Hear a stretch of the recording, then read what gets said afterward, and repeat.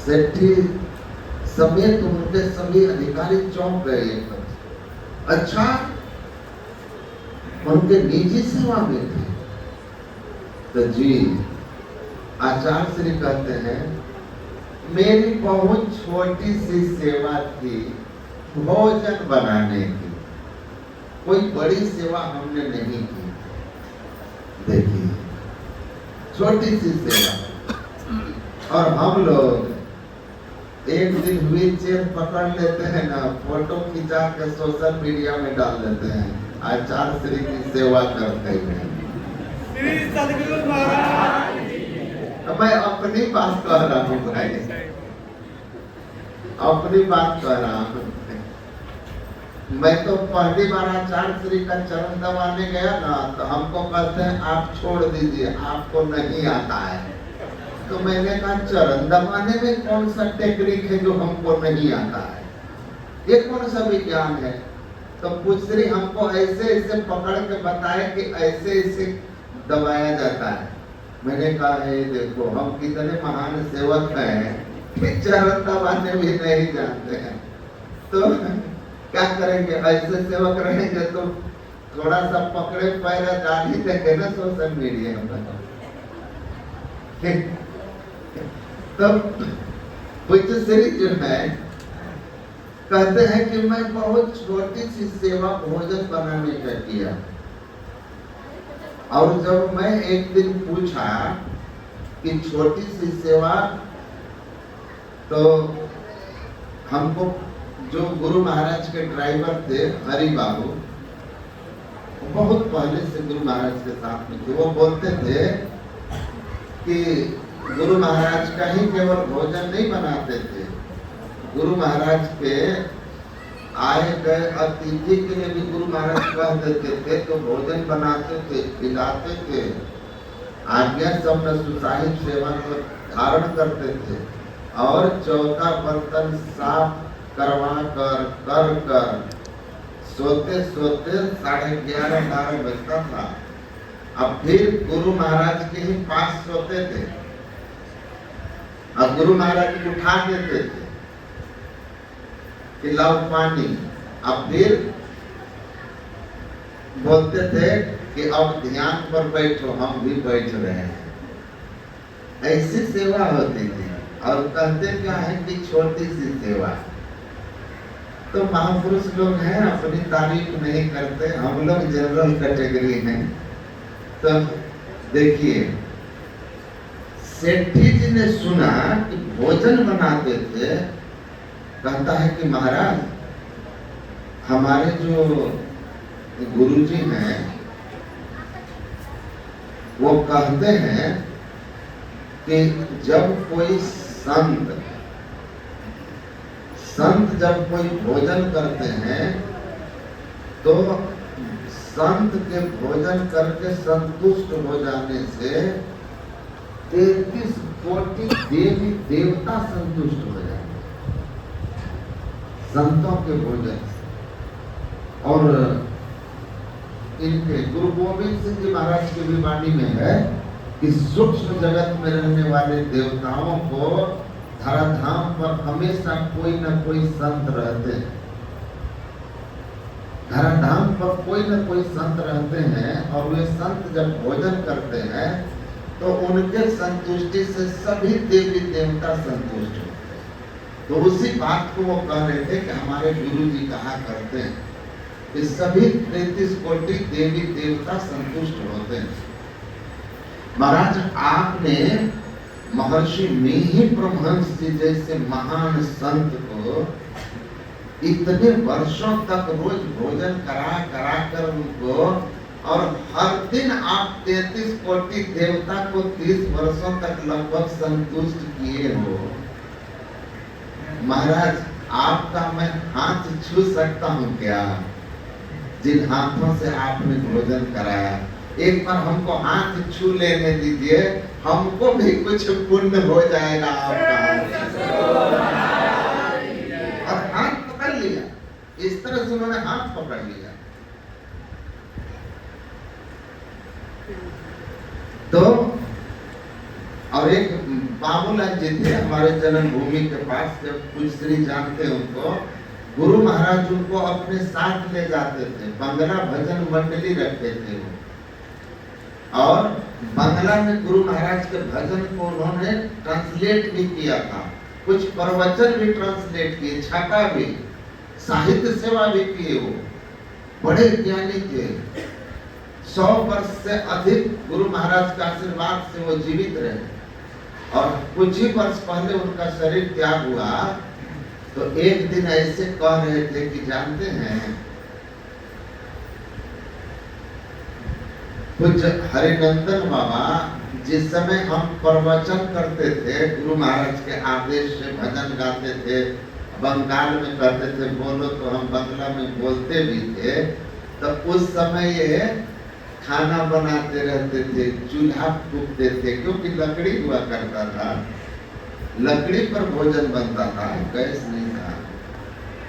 तो हम सोचते थे अपने मन में कि हमको देखिए, हम लोग मंच पर बैठ करके प्रवचन कर लेते हैं, भजन गा लेते हैं, और ये गुरु महाराज के साथ में भी रहते हैं, एक को लाइन बोलते नहीं है, खाली सेवे में रह जाते हैं। लेकिन हमको जब कुछ श्री आचार्य बन के गए थे जिला अधिवेशन में, तो वो सुनाए हमको। मैं वही कथा, बहुत सारे लोग बैठे हुए थे, तो कहते हैं कि इनको तो सेवा से ही फुर्सत नहीं मिलती है, ये ध्यान भी क्या 1-8 घंटा करते होंगे सुबह शाम,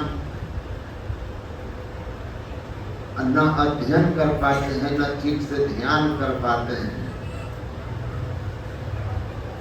बोले कि लेकिन अब जब इनको मैं जानने लगा, तब हमको स्मरण हो आया कि गुरु अर्जुन देव इसी तरह अपने गुरु का भोजन बनाते थे। हर राय साहब भोजन बनाते थे, बर्तन मांजते थे, और सब लोग अध्ययन और ध्यान में लगे रहते। तो एक दिन उनके एक शिष्य ने कहा कि न ध्यान कर पाते हो, न अध्ययन कर पाते हो, और देखो बर्तन का कालिक छुड़ाते छुड़ाते तुम्हारा हाथ काला हो गया है। तुम दिन रात केवल बर्तन का कालापन ही छुड़ाने में रहते हो, क्या मिलेगा तुमको इस बर्तन को धोने मांजने और भोजन बनाने से? अध्ययन ध्यान करो, गुरु महाराज से कहो। तो गुरु अर्जुन देव जी महाराज ने कहा कि मुझे अपने गुरु पर पूर्ण विश्वास है कि जो उनका आदेश है वही मेरा ध्यान और अध्ययन है, वही अध्ययन है। विश्वास है कि मैं गुरु महाराज के आदेश से उनके भोजन के बर्तनों में लगे हुए कालिक और धुआं को साफ करता हूँ, और जैसे बर्तन को मैं बर्तन का कालिमा में छुड़ा रहा हूँ, वैसे वैसे गुरु महाराज की कृपा से मेरे हृदय की कालिमा गुरु महाराज धो रहे हैं, मेरी कालिमा गुरु महाराज धो रहे हैं। कहा कि देखिए ये कौन बच्चे हैं, इनको स्थिर रखिए, शांत बैठो चुपचाप, नहीं तो उधर जाओ। तो वो कहते हैं कि देखिए, उसी तरह अब हमको लगता है इनका रंग रूप व्यवहार वाणी सुन करके समझ करके कि ठीक गुरु अर्जुन देव की तरह ये बर्तन धोते थे, भोजन बनाते थे, और इनका काम गुरु महाराज कर रहे थे, गुरु महाराज कर रहे थे। ठीक है। तो गुरु के आज्ञा में रहना ही शिष्य की मुक्ति का साधन है। गुरु कृपा ही केवलम, गुरु की कृपा होगी आपका कल्याण हो जाएगा। अब गुरु की कृपा केवल और केवल तब होती है जब शिष्य गुरु के अनुकूल होता है, आदेश में अपने को रखता है, तभी गुरु की कृपा उस पर होती है। ऐसे नहीं होता, गुरु कृपा होए भाई होए दुख नाश हो, स्थूल सूक्ष्म कारण छड़े सब भास हो। बाबा देवी कहे में सुनो चित्त लगाई के, गुरु भक्ति बिन नाही सफलता, संत कहे सब गाई के। बिना गुरु भक्ति के सफलता नहीं मिल सकती।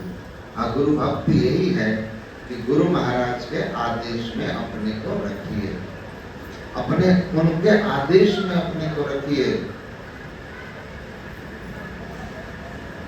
कुछ बात का एक छोटा सा संस्मरण हमको याद आ रहा है। हम लोग आए गरीब रथ से, दिल्ली समिति भागलपुर से टिकट बनवा के दे दी थी, राजेंद्र बाबू भेजे थे। हम लोग आए, ट्रेन लेट होते होते इतनी लेट हो गई कि जिसको 8 बजे आना था वो ट्रेन आई शायद 2-2:30 बजे। ये घर से खूब अच्छी तरह से मौसमी का जूस बनवा के ले गए, समझे कि नहीं, कि गाड़ी से उतरेंगे तो पिलाएंगे। तो हम लोग उतरे, आके गाड़ी में बैठे तो राजेंद्र बाबू गिलास में जूस दिए पुसरी को पीने के लिए, आधा गिलास। मैंने देखा कि कुछ बात जूस को आराम से पी गए। वो जब पी लिए तब हमको दिए वही जूस, उसी डब्बे का, थर्मस का।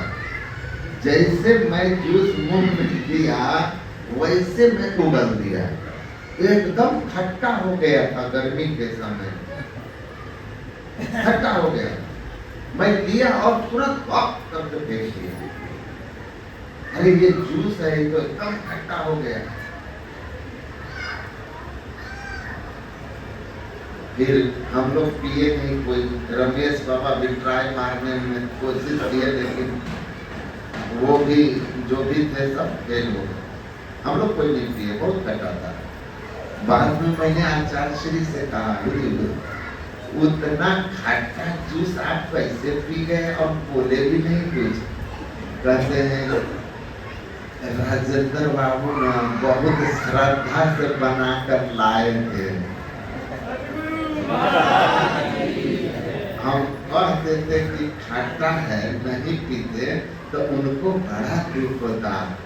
हम मन में सोचे कि देखिए, मुंह में जब आया खट्टा था, उस समय भी विवेक किसका जगह रहेगा? वो ही विवेक मोह भ्रम भागा, तब रघुनाथ चरण अनुरागा। जो सुख में दुख में समभाव में रहता है, वो दुखी था। तो हमने तो एक क्षण में फेंक दी। वो पी गए और कहते हैं उनको दुख होता है। मैं देख लीजिए कितना दूसरों का ख्याल है। संत सहज दुख परहित लागे, दूसरे को दुख ना हो,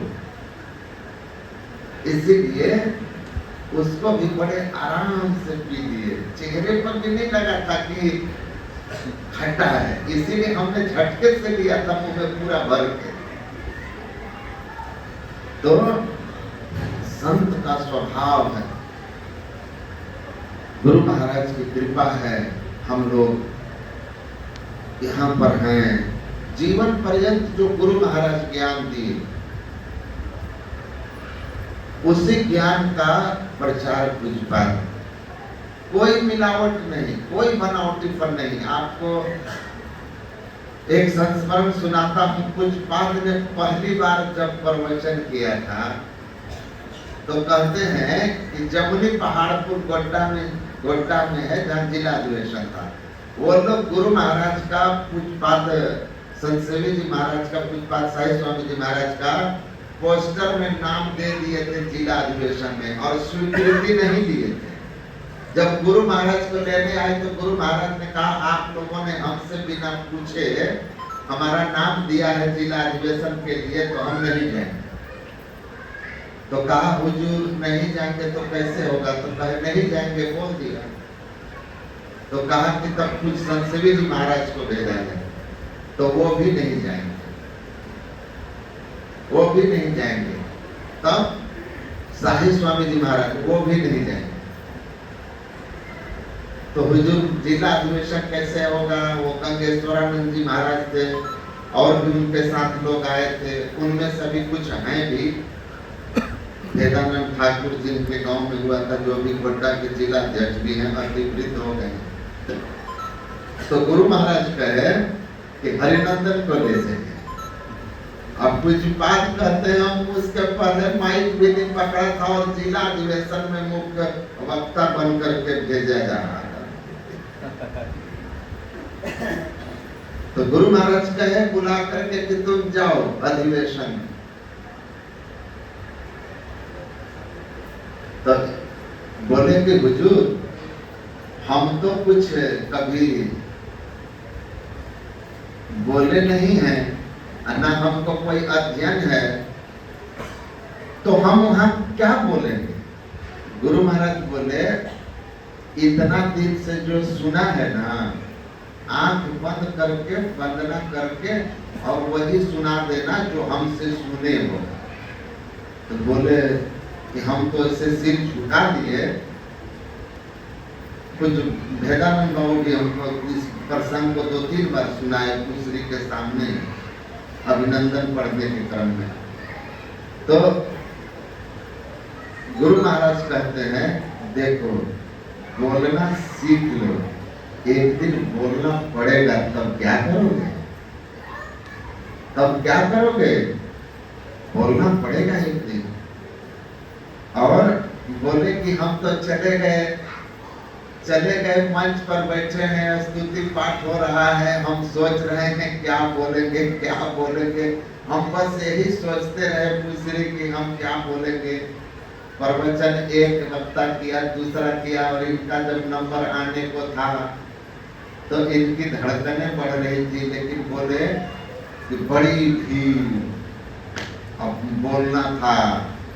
बोले लेकिन गुरु महाराज भेजे थे, तो आंखें बंद करके जब मैं वंदना करके बोलना शुरू किया तो हमको बोला था, हम पूछे कितना देर बोलेंगे, तो बोले आप तो अंतिम वक्ता हैं, तो जितना आपकी इच्छा बोलिए। बोले हम पूरे 1 घंटा तक पहली बार ही बोला और बोल गया, पूरे 1 घंटा तक बोले और बोलते रह गए, और चारों समय पूरा बोले। सोचते थे क्या बोलेंगे, लेकिन जैसे बोलना शुरू करते थे वहां से बात दिमाग में आने लगती थी। जय जय गुरु महाराज उक्ति दाता अति रूढ़े। गुरु महाराज सुंदर सुंदर उक्ति, सुंदर सुंदर स्फुरणा, सुंदर सुंदर विचार भेजना शुरू कर दिए, और मैं वहां से आया। लोग आकर गुरु महाराज के पास बोलने लगे कि बहुत अच्छा बोले हरिनंदन बाबा। तो गुरु महाराज बोलते हैं हाँ जानता है, नहीं बोलता है इसका मतलब थोड़ी ना नहीं जानता है। तो देखिए गुरु महाराज की कृपा कैसी थी। तो सही बात है कि गुरु शिष्य जो है कैसा हो, गुरु कुम्हार है, शिष्य कुंभ है, गड़ी गड़ी काढ़े ठोंठ, अंतर हाथ सहार दे बाहर बाहे चोट। लेकिन शिष्य को भी कैसा होना चाहिए, शिष्य तो ऐसा चाहिए जैसे माटी होए, आपा सौंपी कुम्हार को जो कछु होए तो होए, ऐसा नहीं कहा। बहुत समय तक साथ रह गए, लेकिन कभी भी कोई शिष्य गुरु महाराज के आदेश के बिना कुछ नहीं करते। गुरु महाराज का जो हाथ में पड़े गढ़ दिए गए, गढ़ा गए। गुरु की महिमा तो यही है ना कि गुरु और पारस में यही अंतर्जान, वह सोना वह लोहा सोना करे गुरु कर ले हाथ समान। यही महिमा है ना गुरु की, कि शिष्य को वो अपने जैसा ही बना देते। ये उनकी महिमा है। पारस को लोहा को पारस नहीं बना सकता, सोना बनाता है। गुरु जो है शिष्य को गुरु ही बना लेते हैं, अपने जैसा बना लेते हैं। उनकी कृपा होती है और उनके जैसा हो जाते हैं। तो हम लोग इनके पावन जयंती में आए और हम लोगों को ये सीखना है कि हम लोग सब वही हैं। लिखे ना इमर्सन में, every great building was once a man, every great person or king was just a crying baby. It is not important what you are today, but it is important what you are going to be tomorrow. बड़े से बड़े भवन एक छोटा सा map होता है, छोटा सा मैप कागज पर, फिर धीरे धीरे वह जमीन पर उतर करके बड़ा बिल्डिंग बन जाता है।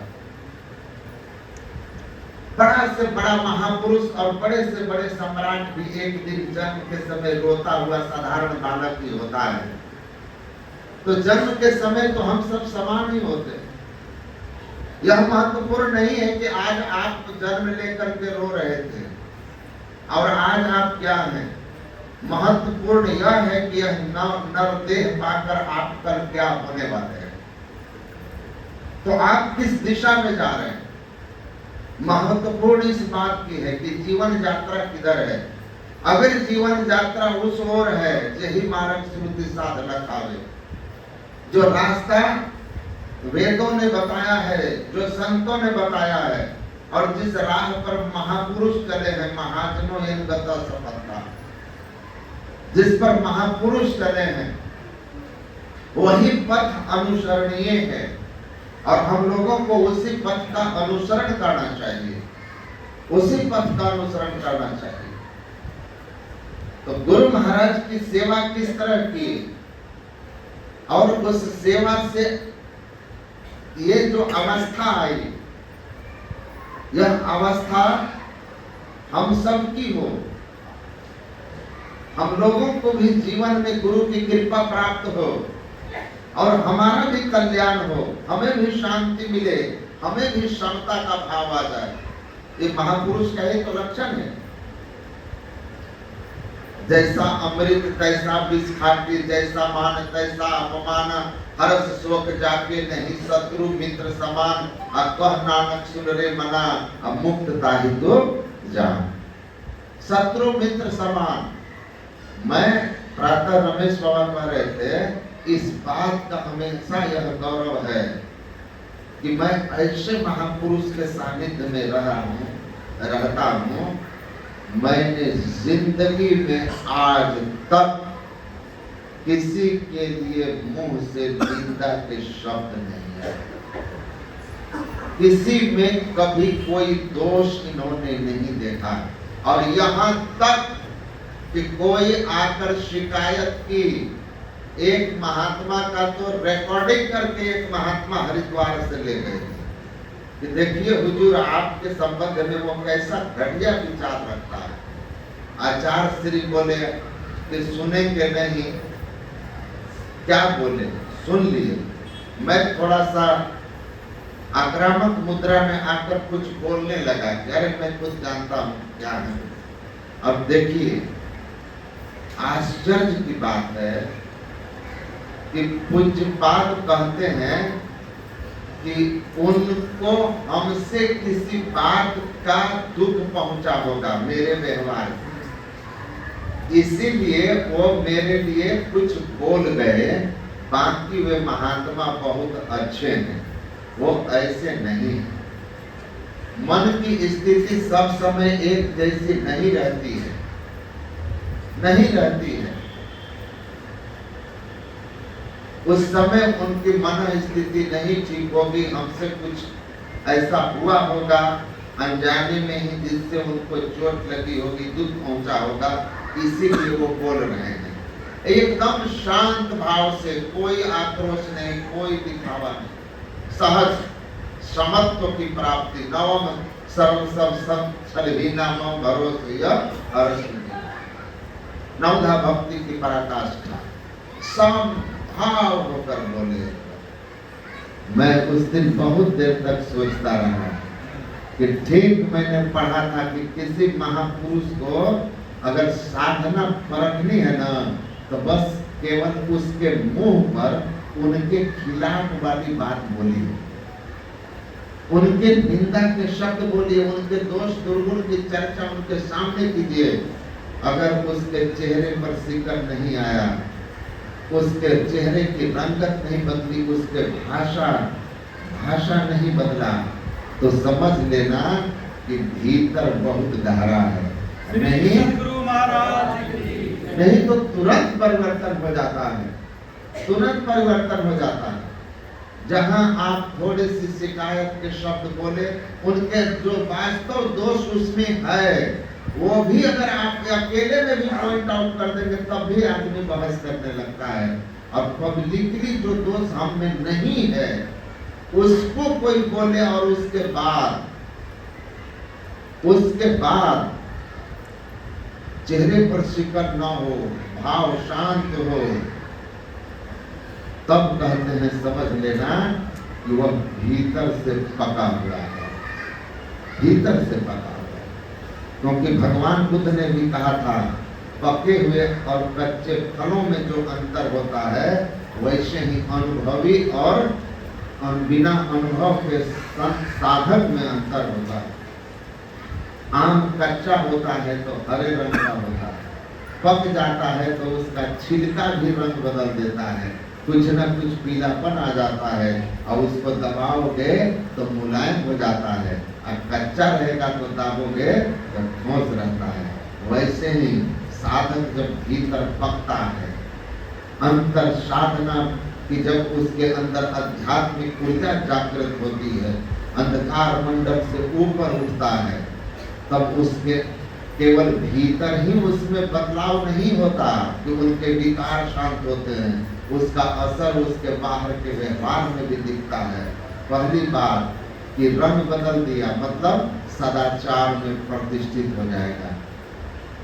गुरु महाराज कहे ना कि गुरु किसको करिए, आप कुछ दिन उसके साथ रहिए और देखिए कि वो जैसा कहते हैं वैसा है कि नहीं। तो कुछ दिन साथ रहकर आपको पता चल जाएगा कि ज्ञान कहे अज्ञान बिनु, तम बिनु कहे प्रकाश, निर्गुण कहे जो सगुण बिनु सो गुरु तुलसीदास। मुक्ति मार्ग जानते, साधन करते नित्य, साधन करते नित्य, सच्चित जग में रहते। सच्चित जग में रहते हैं कि नहीं रहते हैं? कौन सच्चित जग में रह सकेगा? जिसके अंदर में साधना का बल होगा।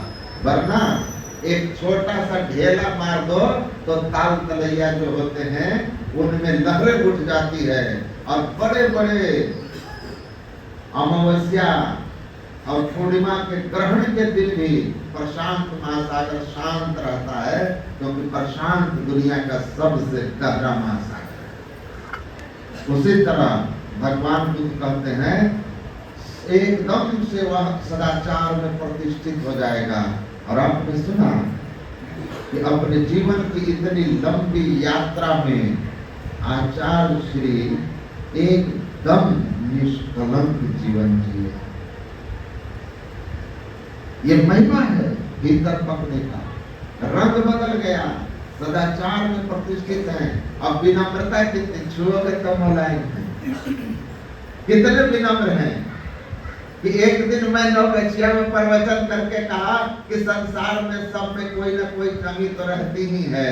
कुछ पादाचार्य श्री प्रवचन सुन के हमको कहते हैं, आप ठीक बोले, सब में कोई ना कोई तो कमी रहती है, आप थोड़ा हमको हमारी कमी बताइए ताकि हम उसमें सुधार कर सकें। हमको कमी मिला ही नहीं, तब हम एक कमी ढूंढे। हम मक्खी तो कहीं ना कहीं घाव ढूंढ ही लेगी। तो मैंने कहा हुजूर आप में एक कमी है। बोले क्या? हम बोले आप कुछ जरूरत से ज्यादा ही सीधे और विनयी हैं, इतने विनम्र हैं कि उतना विनम्र नहीं होना चाहिए। तो कहते हैं क्या कि आपकी दृष्टि है कि हम उतने विनम्र हैं जितना नहीं होना चाहिए। हमको तो लगता है हम उतने विनम्र नहीं हैं जितना होना चाहिए, जितना होना चाहिए। तो अपनी अपनी दृष्टि है। तो विनम्रता एकदम मुलायम, वो आप सब लोग जानते हैं, कहने की जरूरत नहीं है। अभी अभी जो सरसंघ प्रमुख आए थे मोहन भागवत जी, पूज्यपाद आचार्य श्री से मिले। मैं उनके कमरे में, उन बुलाए थे हमको बातचीत करने के लिए संतमत के संबंध में। पहले भी मैं और श्याम बाबू गए थे, महामंत्री विजय बाबू के साथ में, रमेश बाबा भी थे दरभंगा, तो हम लोग उनसे मिलने, तो वहाँ भी मैंने संतमत के संबंध में चर्चाएं की थी। यहाँ हमको बैठा करके कमरे में और अब बातचीत कर रहे थे कि संतमत के बारे में मैंने कुछ पढ़ा है, कुछ सुना है, कुछ और बताइए।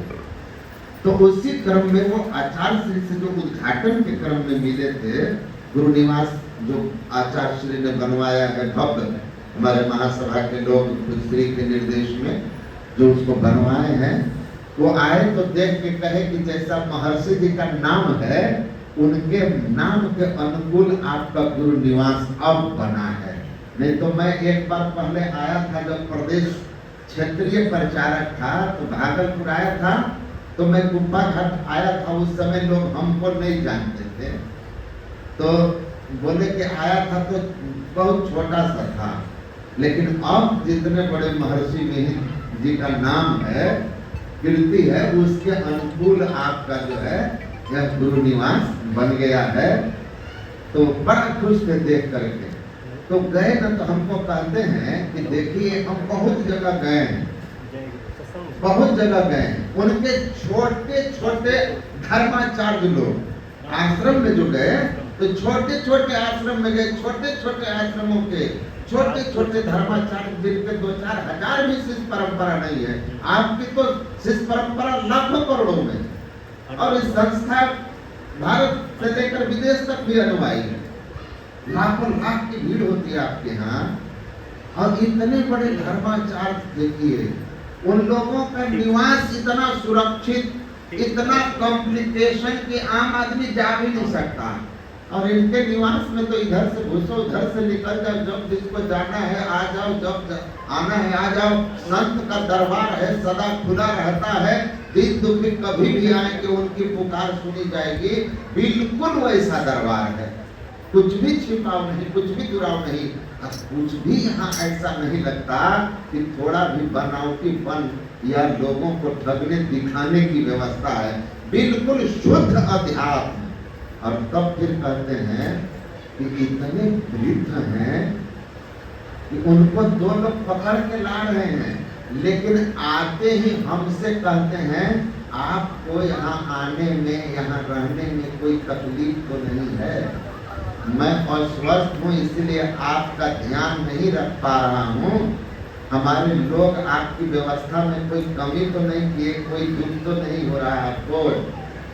तो बोलते हैं कि मैं तो उनको देखते रह गया और मन में यह सोच रहा था कि अति वृद्ध और स्वस्थ अवस्था में भी दूसरों के बारे में सोच रहे हैं, अतिथि के बारे में सोच रहे हैं।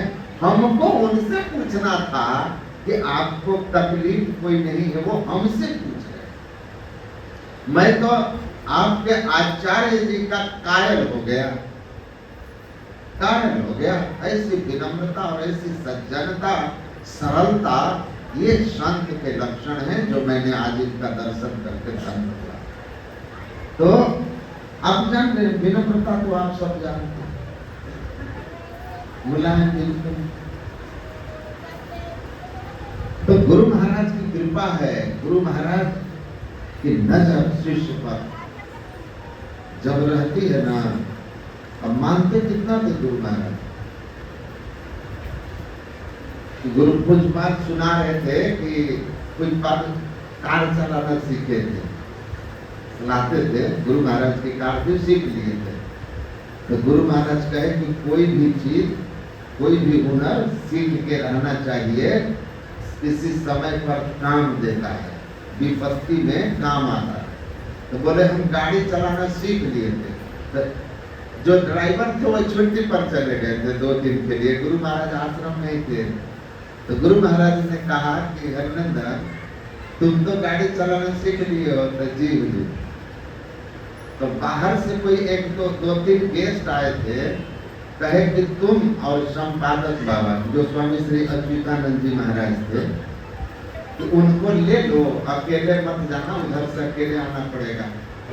और उन तीनों आदमी को बीच में बैठा लेना और संपादक जी को आगे बैठा कर जाकर स्टेशन तीनों आदमी को छोड़ के आ जाओ। तो बोले हम कार चला के चले गए। उधर से जब लौट रहे थे तो देखे दूर एक ट्रक और गली थी तंग। तो हम सोचे हम पहले घुस के निकल जाते हैं, नहीं तो हमको ब्रेक करने में थोड़ी दिक्कत होती थी, ब्रेक में दिक्कत थी। तो बोले हम गाड़ी तेज किए और ट्रक वाला भी तेज कर दिया, ट्रक वाला भी तेज कर दिया। इतना तेज किया कि हमको लगा कि अब तो गए। बोले डर से मेरी आंख बंद हो गई। अब गाड़ी तेजी से, बीच में एक जगह था, कहीं थोड़ा सा चौड़ा जगह था। बोले हम सोचे कि जाकर गाड़ी वहां लगा देंगे और ट्रक तब धीरे से निकल जाएगा, फिर हम सीधे हो जाएंगे। हम घुसे, बस वो भी तेज कर दिया। बोले हम तो डर से थर-थर करने लगे, आंख बंद हो गई। गाड़ी में एक्सीलरेटर पड़ा, हमको कुछ पता नहीं, और गाड़ी जा करके साइड में खड़ी हो गई और ट्रक तेजी से निकल गया। कांपने लगे। संपादक बाबा भी थे, दोनों आदमी का हालत खराब। फिर वहां से ये गाड़ी फिर निकाल के गली से धीरे धीरे लेकर कुप्पा घाट पहुंचे। कुप्पा घाट पहुंचे तो गुरु महाराज कहते हैं कि लेकर आ गया ना? तो बोले कि जी लेके आ गए। कोई दिक्कत नहीं ना हुआ? तो बोले कि जी नहीं, आपकी कृपा से आ गए। गुरु महाराज कहते हैं जब से तुम गाड़ी लेके गया था और जब तक तुम मेरे सामने नहीं आया, मेरा ख्याल तुम्ही पर था। मेरा ख्याल तुम्ही पर था। अब जिनके ऊपर गुरु का ख्याल है उसका तो जमराज कुछ न बिगाड़ सके तो ट्रक क्या बिगाड़ लेगा? ट्रक क्या बिगाड़ ले? तो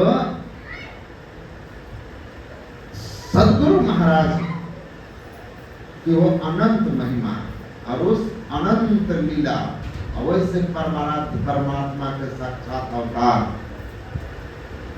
और उनके सानिध्य में, सेवा में जिसका जीवन गुजरा हो, बाल काल से लेकर के और वृद्धा अवस्था तक की यात्रा साथ गुजर गई हो,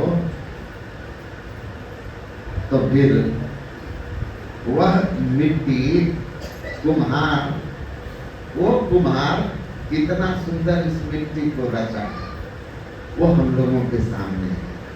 तो हम लोग को भी कुछ बाद के इस पावन जयंती पर यह शिक्षा लेनी है कि जो कुछ भी होगा गुरु की कृपा से होगा। अब गुरु की कृपा जब भी मिलेगी तो गुरु की आज्ञा में बरतने से